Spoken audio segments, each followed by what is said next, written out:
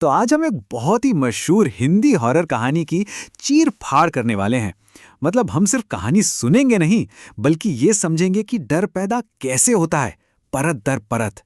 चलिए इस कहानी के डर की बनावट को समझने की कोशिश करते हैं। और यहीं से कहानी की शुरुआत होती है। एक ऐसा सवाल जो हमारी रोजमर्रा की जिंदगी के एक बिल्कुल साधारण से पल को शक और डर के साये में खींच लाता है।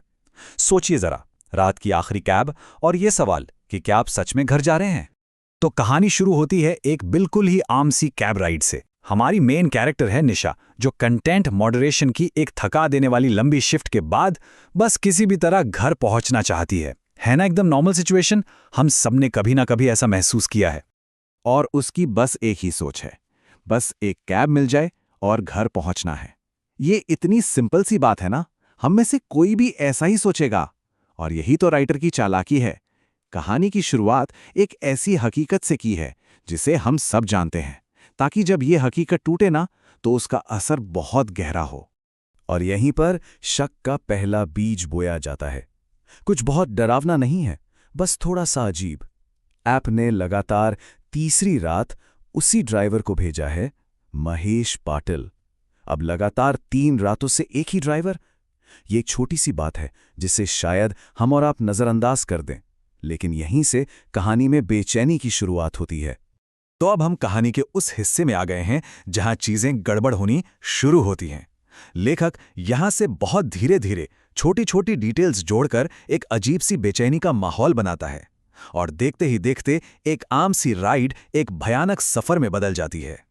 देखिए, हॉरर कहानियों में एक बहुत ही कमाल की टेक्निक इस्तेमाल होती है, जिसे कहते हैं फॉरशैडोइंग, यानी पूर्वाभास।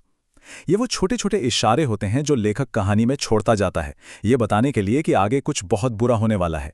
चलिए देखते हैं इस कहानी में इसका इस्तेमाल कैसे किया गया है। यहाँ पर लेखक बहुत ही चालाकी से निशा के भरोसे की दुनिया को एक एक करके तोड़ता है। सबसे पहले ड्राइवर एक अजीब सुनसान इंडस्ट्रियल रास्ता ले लेता है। फिर रेडियो पर सोचिए 2 जुलाई 2012 का न्यूज़ बुलेटिन बजता है। ये टाइम के साथ छेड़छाड़ का पहला इशारा है। इसके बाद एक ही रेस्टोरेंट का साइन बोर्ड बार बार नजर आता है, मतलब वो एक लूप में फंस रही है। और आखिर में जिस चीज पर हम सबसे ज्यादा भरोसा करते हैं, टेक्नोलॉजी, वो भी धोखा दे जाती है। फोन का जीपीएस फ्रीज हो जाता है और नेटवर्क गायब। अब वो पूरी तरह अकेली और कटी हुई है। और अब आता है कहानी का सबसे बड़ा मोड़, ड्राइवर का भूतिया राज। ये वो पल है जहां हकीकत पूरी तरह से बिखर जाती है, और जो डर अभी तक सिर्फ महसूस हो रहा था, वो अब सामने आ खड़ा होता है। जरा ये लाइन सुनिए। निशा की दोस्त सना फोन पर कहती है, गार्ड कह रहा है कि तुम अभी तक गेट से निकली ही नहीं हो। बस ये एक लाइन सब कुछ बदल देती है। निशा की अपनी हकीकत के ठीक उलट। वो तो कैब में बैठी सफर कर रही है, लेकिन उसकी दोस्त के मुताबिक वो अभी भी ऑफिस के गेट पर है। असली डर यहीं से शुरू होता है, और यहां पे ये पूरा विरोधाभास साफ हो जाता है।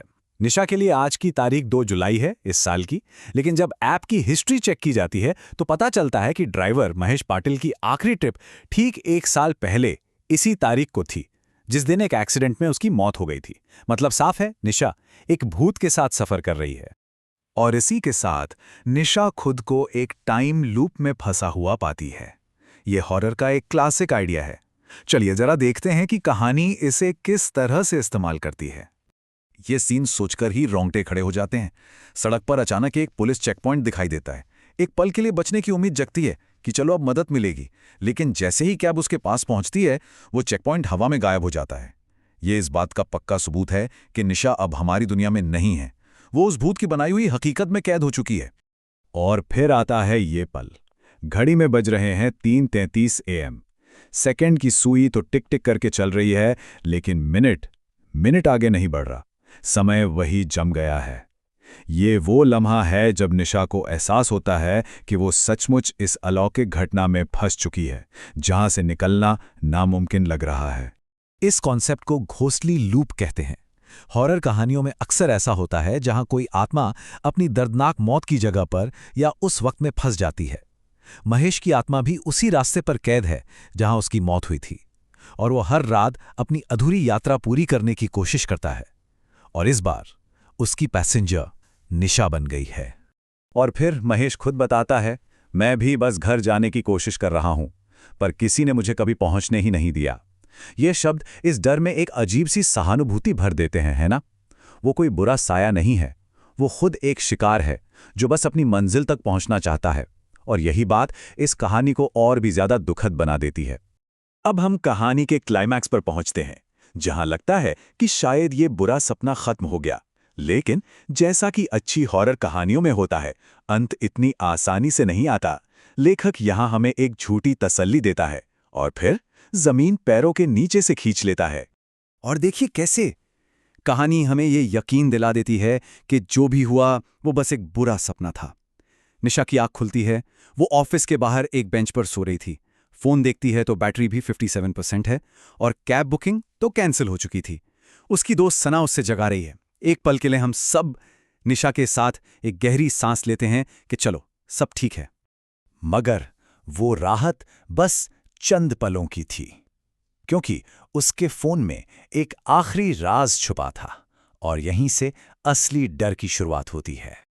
और ये है कहानी का वो आखिरी सबसे डरावना मोड़। निशा अपनी फोन गैलरी खोलती है और उसमें एक नई तस्वीर है। टाइम स्टैम्प सुबह के 3:33। तस्वीर कार के अंदर पीछे की सीट से ली गई है। ड्राइवर की सीट खाली है, लेकिन कार के रियर व्यू मिरर में महेश सीधा कैमरे की तरफ देख रहा है। ये एक ऐसा सबूत है जिसे झुटलाया नहीं जा सकता। जो हुआ वो हकीकत थी। और कहानी हमें इसी एक सवाल के साथ छोड़ जाती है, ज्यादा डरावना क्या है, एक भूत का आपकी कार में होना या फिर उसका एक डिजिटल सबूत आपके फोन में हमेशा के लिए कैद हो जाना?